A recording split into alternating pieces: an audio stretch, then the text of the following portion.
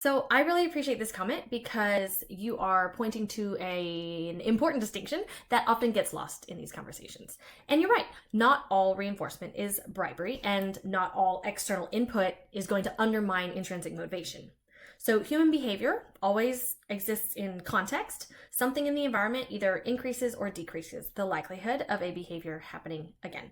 And where I think parents get tripped up is how that reinforcement is used. So when the reinforcement is transactional, in the chores example, do this and get money. If you clean your room, I'll buy you something. No chores, no allowance.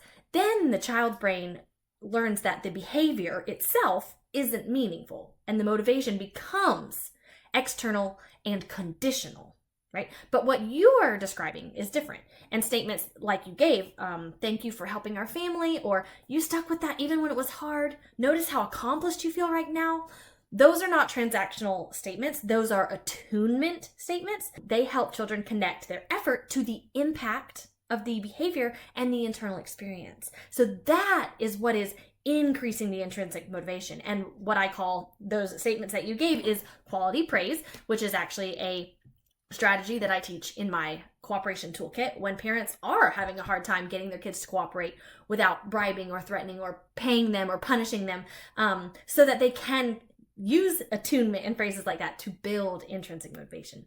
And early on, kids do need constant external input, like to help them notice patterns. Like I love the mirror analogy. We are here to mirror the world for them so that they can get like that outside glance and see kind of what's going on, especially when executive functioning, impulse control, or emotional regulation are still developing, which is for a long time.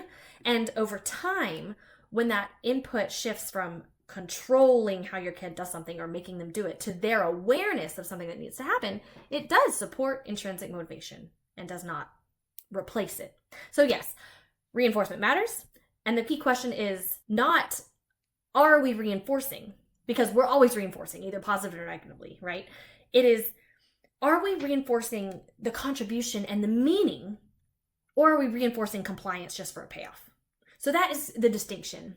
That was my intention in that video. And our kids need like hundreds and hundreds and hundreds of opportunities to receive quality praise just like that in order to build that self-esteem and that self-awareness and that intrinsic motivation. So you are definitely on the right track.